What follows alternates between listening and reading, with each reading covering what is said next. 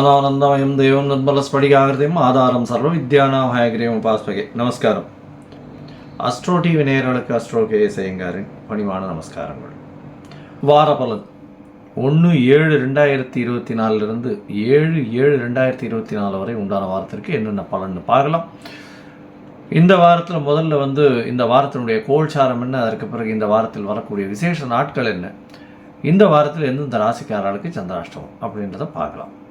இந்த வாரத்தில் கோல்சாரம்னு சொன்னால் காலபுருஷ தத்துவத்தின் முதல் ராசியான மேஷத்தில் செவ்வாய் ஆட்சி பெற்று இருக்கிறதும், ரிஷபத்தில் குரு பகவான், மிதுனத்தில் சூரியன் சுக்கிரன், கடகத்தில் புதன், கன்னியில் கேது, சனி கும்பத்தில், மீனத்தில் ராகு. இது இந்த வாரத்தினுடைய கோல்சாரம். இந்த வாரத்தில் அதிவேகமாக செல்லக்கூடிய கிரகமான சந்திர பகவான் இந்த வாரத்தில் பார்த்தோம்னா அஸ்வினி நட்சத்திரம், அதாவது மேஷ ராசியில் ஆரம்பிக்கிறார். கடக ராசி பூச நட்சத்திரம் வரலாம் போகிறார். 4 ராசி போகிறார். இந்த வாரத்தில் வரக்கூடிய விசேஷ நாட்கள் அப்படின்னு சொல்லக்கூடியது அப்படின்னா, ஏகாதசி வருது. 2ஆம் தேதி அன்றைக்கி 2/7/2024 அன்றைக்கி ஏகாதசி. வைணவர்களுக்கு ஒரு மிகப்பெரிய ஏற்றமான நாள். அதை தவிர கூர்ம ஜெயந்தி அப்படின்னு சொல்லுவாள். கூர்மாவதாரத்தை போற்றக்கூடிய நாளாக சொல்லக்கூடியது. அதற்கு அடுத்த நாள் ஏகாதசி சொல்ப நாடி தான் இருக்குது. அதுக்கப்புறம் துவாதசி வருது. இருந்தாலும் அடுத்த நாள் சாயந்தரம் பார்த்தோன்னா திரையோதசி, அதாவது பிரதோஷ காலம் வருது. சிவபெருமானுக்கு ஏற்றது பிரதோஷ விரதம் இருந்து சாயந்தரம் அந்த பிரதோஷத்தினுடைய தீபாராதனையை பார்த்துட்டு, நந்தி தேவன் முன்னாடி இருந்து அங்கே தீபாராதனையை பார்த்துட்டு அதற்கு பிறகு பிரதோஷ விரதத்தை முடித்து சாப்பிட்றது அப்படின்றது ரொம்ப விசேஷம். இதன் மூலியமாக நீங்கள் எண்ணிய காரியங்கள் நிச்சயமாக வெற்றி பெறும். எது இருந்தாலும் அதில் வெற்றி கிடைக்கக்கூடிய வாய்ப்புகள் நிச்சயமாக உண்டு. சிவ வழிபாட்டில் மிகப்பெரிய ஏற்றமான விசேஷமான ஒரு விஷயம்ன்றது இது பிரதோஷம். அதற்கு அடுத்து பார்த்தோம்னா அமாவாசை வருது. அதுக்கு அடுத்த நாள் அதாவது 5ஆம் தேதி அன்னைக்கு பார்த்தோம்னா அமாவாசை. அதற்கு பிறகு ஆஷாட பிரதமை அப்படின்னு சொல்லக்கூடிய 6ஆம் தேதி அன்னைக்கு ஆஷாட பிரதமை. இந்த வாரத்தில் 4ஆம் தேதி அன்னைக்கு அவமாகம் அப்படின்னு போட்டிருக்கும். அவமாகம் அப்படின்னா 3 திதியோ நட்சத்திரமோ யோகமோ ஒரே நாளில் வர்றது அவமாகம். இந்த காலகட்டம் ஏன் போட்டிருக்கு அப்படின்னா, திருத்தியை, சதுர்த்தி அண்டு அமாவாசை, இந்த 3 திதிகளும் வந்துடுறது. எப்படி வருது அப்படின்னா, 4ஆம் தேதி அன்னைக்கு திருத்தியை ஒரு சொல்ப நாள், ஏதாவது ஒரு நாழிகை 2 நாழிகை தான் இருக்குது.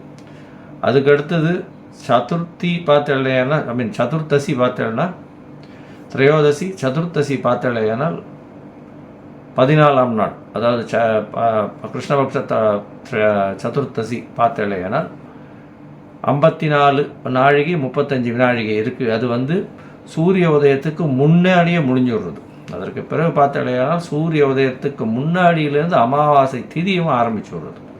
அதனால் 3 திதி வர்றது இந்த நாளில். நம்மளுக்கு பார்த்தேனால் திதி அப்படின்னு சொல்லக்கூடியது இன்றைய சூரிய உதயத்திலிருந்து அடுத்த நாள் சூரிய உதயம் வரையிலும் கணக்கு. அதனால் இந்த காலகட்டத்தை 60 நாழிகைன்னு சொல்லி, இந்த 60 நாழிகையில் 3 திதிகள் வந்ததே ஆனால் அது அவமாகம் அப்படின்னு சொல்லக்கூடியது. இந்த அவமாகம் அப்படின்னு வந்தால் என்ன அப்படின்னா, அந்த காலகட்டத்தை விசேஷ காரியங்கள்லேருந்து தவிர்ப்பான். அது நல்லதில்லை அப்படின்னு சொல்லக்கூடியது. சரி, இந்த வாரத்தில் வரக்கூடிய எந்தெந்த ராசிகளுக்கு சந்திராஷ்டமம் அப்படின்னு பார்ப்போமே. ஏன்னால் கன்னியா ராசி, துலா ராசி, விருச்சிக ராசி, அது தவிர தனுசு ராசி, இந்த 4 ராசிக்காரர்களுக்கும் சந்திராஷ்டம காலம். சந்திராஷ்டமம்னா உங்களுடைய பிறந்த ராசியிலிருந்து 8ஆம் இடத்துல சந்திர பகவான் இன்றைய கோச்சார பிரகாரம் மறைஞ்சி இருக்கக்கூடிய காலகட்டத்தை சந்திராஷ்டமம்னு சொல்கிறோம். இந்த சந்திராஷ்டமத்தின் மூலியமாக மதிகாரகன் அப்படின்னு சொல்லக்கூடிய சந்திர பகவான் மறைந்திருக்கும் பொழுது மதி கெடக்கூடும், தவறான முடிவுகள் எடுக்கக்கூடும். அதனால் முடிஞ்சவர்களும் எந்த ஒரு புதிய முடிவும் எடுக்காமல் இருக்கிறது புத்திசாலித்தனம். அது தவிர வெளியூர் வெளிமாநிலம் பிரயாணங்கள் போகாமல் இருக்கிறது நல்லது. தேவையற்றவர்களுக்கு தேவையற்ற வம்பு வழக்கங்களில் ஈடுபடுறது, அது தவிர வாயில் ஏதாவது பேசிடுறது, அது தவிர யாருக்காவது ஜாமீன் கையெழுத்து போடுறது, தன்னை நம்பி அவரை கொடுங்கன்னு சொல்கிறது, இந்த மாதிரியான விஷயங்கள் தவிர்க்கிறது இந்த காலகட்டத்தில் ரொம்பவும் சிறந்தது. ஒருவேளை நீங்கள் பண்ண வேண்டியதாக வந்துடுத்தே ஆனால் என்ன பண்ணலாம் அப்படின்னா, சந்திர பகவானுக்கு உண்டான எளிய பரிகாரம் அப்படின்னு சொல்லக்கூடியது அருகில் இருக்கக்கூடிய கோசாலையில் அகத்திக்கீரை கட்டு ஒரு 2 பசுமாட்டுக்கு வாங்கி கொடுங்க. உங்களுடைய சந்திராஷ்டமத்தின் தாக்கம் நிச்சயமாக குறையும். இந்த வாட்டி துவாதசி வேறு வருது, அதனால் கண்டிப்பாக கொடுக்கறதன் மூலியமாக சந்திராஷ்டமத்தின் தாக்கம் குறையும். சரி, இந்த வாரம் மேஷம் முதல் மீனம் வரை எப்படி இருக்குது அப்படின்றத பார்ப்போம். அதற்கு முன்னாடி என்னுடைய மொபைல் நம்பர் கீழே ஸ்க்ராலிங்கில் போயிட்டு இருக்கோம். உங்களுக்கு அஸ்ட்ராலாஜிக்கல் கன்சல்ட் தேவைப்பட்டதே ஆனால் எனக்கு ஒரு ஃபோன் பண்ணுங்க. உங்களுடைய date, time, place of birth, உங்களுடைய நேம், அதை தவிர உங்களுடைய பேரண்ட்ஸ் நேம் இதெல்லாம் கொடுங்க. உங்களுடைய ஜாதகத்தை கணித்து குறித்து அதில் ராசி சந்தி, பாத சந்தி, நட்சத்திர சந்தி, லக்ன சந்தி, ஏதாவது சந்தியில் இருக்கான்றதை பார்த்துட்டு அதற்கு பிறகு உங்களுடைய ஜாதகத்தை போட்டுட்டு இன்றைய காலகட்டத்தில் இருக்கக்கூடிய தசாபுக்தி அந்தரம் சூக்ஷ்மம் எப்படி இருக்குது அப்படின்றதையும் பார்த்து, இன்றைய கோல்சாரம் எப்படி உங்களுக்கு வலுவாக இருக்கா இல்லையான்றதையும் பார்த்து, உங்களுடைய ஏற்ற காலங்கள், இரக்கத்தினால் என்னென்ன பிரச்சனைகள், அதற்கு உண்டான எளிய தீர்வு என்ன அப்படின்றத ஒன்றா கொடுக்க முடியும் என்னால். அதற்கு உண்டான கட்டணத்தையும் செலுத்தி அதற்கு பிறகு நீங்கள் எங்கிட்ட அப்பாயின்மெண்ட் வாங்கிக்கோ. இப்போ மேஷம் முதல் மீனம் வரை 1/7/2024 7/7/2024 வரை உண்டான வாரத்திற்கு மேஷம் முதல் மீனம் வரை என்னென்ன பலன்கள்னு பார்க்கலாம். மகரம், உத்திராடம், திருவோணம், அவிட்டம் இந்த 3 நட்சத்திரம் 9 பாதங்களை கொண்ட ராசி. ராசியின் அதிபதி சனி பகவான் ராசிக்கு 2ஆம் இடத்துல வக்கரகதியில் இருக்கார். ஆட்சி பெற்ற சனி பகவான் ஆண் ராசியில், காற்று ராசியில் இருக்கிறது பெரிய விசேஷம். இந்த வாரம் பார்த்தீங்கன்னா உங்களுடைய ராசிக்கு 3ஆம் இடத்துல இருக்கக்கூடிய ராகு பகவான் மூலியமாக முயற்சிகள் அத்தனையும் வெற்றி பெறும். புதுசாக அதீதமான முயற்சிகள்லாம் ஈடுபடுவீங்க. அந்த முயற்சிகள்லாம் பெரிய ஏற்றத்தை கொடுக்கக்கூடிய காலகட்டமாக இந்த வாரம் அமைய போகிறது. இந்த வாரத்தில் உங்களுடைய ராசிக்கு 5ஆம் இடத்துல இருக்கக்கூடிய குரு பகவான் உங்களுடைய ராசியை பார்க்கறதுனால நல்ல ஒரு ஏற்றம் இருக்கக்கூடிய காலகட்டமாக இருக்கும். உடல்நிலையில் நல்ல ஒரு ஏற்றம் இருக்கும். இருந்தாலும் 7 சனி நடக்கிறது, பாத சனி நடக்கிறதுனால ரொம்பவும் ஜாகிரதையாக இருக்கிறது நல்லது. ராசிக்கு 4ஆம் அதிபதினு சொல்லக்கூடிய சுகஸ்தான அதிபதி செவ்வாய் 4ஆம் இடத்தில் ஆட்சி பெற்று போயிருக்கிறது ரொம்பவும் விசேஷம். இருந்தாலும் வக்கரம் பெற்ற சனி பகவான் பார்வையினால் சிறு சிறு அலைச்சல் ஏற்படக்கூடிய வாய்ப்புகள் நிச்சயமாக உண்டு. ராசிக்கு 5ஆம் இடத்துல பார்த்தோம்னா குரு பகவான் இருக்கிறது பெரிய விசேஷம். புதிய பதவி, புகழ், அந்தஸ்து, கௌரவம்லாம் வரக்கூடிய வாய்ப்புகள் உண்டு. 6ஆம் இடத்தில் உங்களுடைய ராசிக்கு பார்த்தாலேயானால் சுக்கிர பகவான், சூரிய பகவான் இருக்கிறது பெரிய விசேஷம். 8ஆம் அதிபதினு சொல்லக்கூடிய சூரிய பகவான் 6ஆம் இடத்தில் இன்னொரு மறைவு ஸ்தானத்தில் இருக்கிறது திடீர் ராஜயோகத்தை கொடுக்கக்கூடிய வாய்ப்புகள் உண்டு. அரசாங்கம் மூலியமாக நல்ல ஒரு ஏற்றம் கிடைக்கக்கூடிய வாய்ப்புகள் உண்டு. அரசாங்க கமிஷன் இது எல்லாம் ஏதாவது வரக்கூடிய வாய்ப்புகள் உண்டு. அதாவது கவர்மெண்ட் மூலியமாக வரக்கூடிய கான்ட்ராக்ட்ஸ், அது மூலியமாக வரக்கூடிய கமிஷன்ஸ்லாம் வரக்கூடிய வாய்ப்புகள் நிச்சயமாக உண்டு. உங்களுடைய ராசிக்கு பார்த்தோன்னா 6ஆம் அதிபதி 7ஆம் இடத்துல இருக்கிறதுனால புதிய கடன் வாங்கக்கூடிய வாய்ப்புகள் உண்டு. அதுவும் பார்ட்னர்ஷிப் பிஸ்னஸுக்குன்னு புதுசாக கடன் வாங்கக்கூடிய வாய்ப்புகள் நிச்சயமாக உண்டு. இந்த வாரம் பார்த்தோம்னா அதிவேகமாக செல்லக்கூடிய கிரகமான சந்திர பகவான் உங்களுடைய ராசிக்கு 4ஆம் இடத்துல ஆரம்பிக்கிறார். சந்திரனும் செவ்வாயும் சேர்ந்திருக்கக்கூடிய காலகட்டம் சந்திர மங்கள யோகம்னு சொல்கிறோம். இந்த சந்திரமங்கள யோகத்தில் புதுசாக வீடு மனை வாங்கக்கூடிய பாக்கியம் உண்டு, நிலம் வாங்கக்கூடிய பாக்கியம் உண்டு, பார்ட்னர்ஷிப் தொழிலில் பெரிய ஏற்றம் கிடைக்கக்கூடிய வாய்ப்புகள் உண்டு. உங்களுடைய உடல்நிலையில் நல்ல ஒரு ஏற்றம் இருக்கும், முன்னேற்றம் இருக்கக்கூடிய வாய்ப்புகள் நிச்சயமாக உண்டு. படிக்கக்கூடிய மாணவர்களுக்கெல்லாம் நல்ல ஒரு ஏற்றமான காலமாக அமைய போகிறது. உங்களுடைய ராசிக்கு பார்த்தாலேயானால் 2ஆம் தேதி மதியம் ஒரு 12:30 மணி வரலும் சந்திர பகவான் இருப்பார். அதற்கப்புறம் 5ஆம் இடத்துக்கு போகிறார். 4ஆம் தேதி மாலை ஒரு 5 மணி வரலும் சந்திர பகவான் அங்கே இருக்கார்.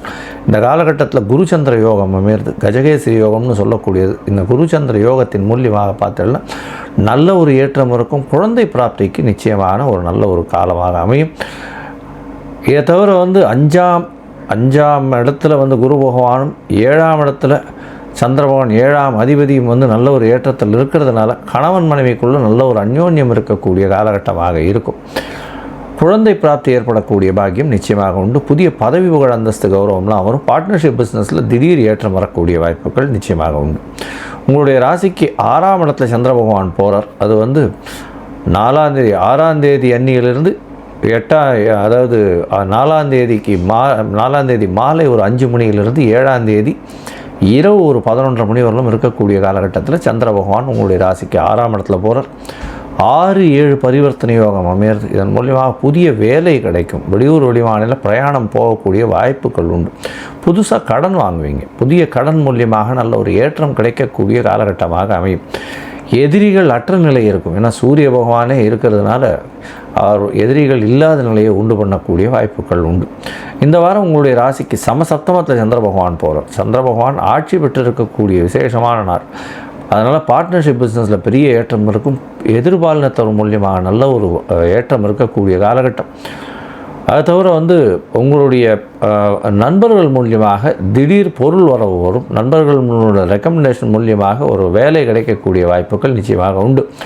இந்த வாரம் பார்த்தோம்னா இந்த மகர ராசிக்காரர்கள், அதுவும் இந்த ஹெச்ஆரில் இருக்கிறவங்க, ஹியூமன் ரிசோர்ஸ் டெவலப்மெண்ட்டில் இருக்கிறவங்க, கீழ்த்தட்டு மக்களுக்கு மேனேஜராக இருக்கிறவங்க, அதை தவிர உங்களுடைய ராசிக்கு இது மணல், ஸ்டீலு, இந்த மாதிரியான விஷயங்கள், மைனிங் இண்டஸ்ட்ரியில் இருக்கிறவங்க, ஸ்டீல் அண்ட் அயர்ன் பிஸ்னஸில் இருக்கிறவங்க, அதை தவிர துணி வியாபாரங்கள், அழுக்கு துணி அதனுடைய வியாபாரங்கள் பண்ணுறவங்க, இவங்களுக்கெல்லாம் பெரிய ஏற்றம் கிடைக்கும். கொடை வியாபாரம் பண்ணுறவங்க, இவங்களுக்கு ஒரு பெரிய ஏற்றம் கிடைக்கக்கூடிய வாரமாக இந்த வாரம் அமைய போகிறது. இந்த வாரத்தில் பார்த்தோம்னா அருகில் இருக்கக்கூடிய காலபைரவரை போய் சேவிச்சுட்டு வாங்க. நல்ல ஒரு ஏற்றம் கிடைக்கும். ஏன்னா 7 சனி வேறு இருக்குது.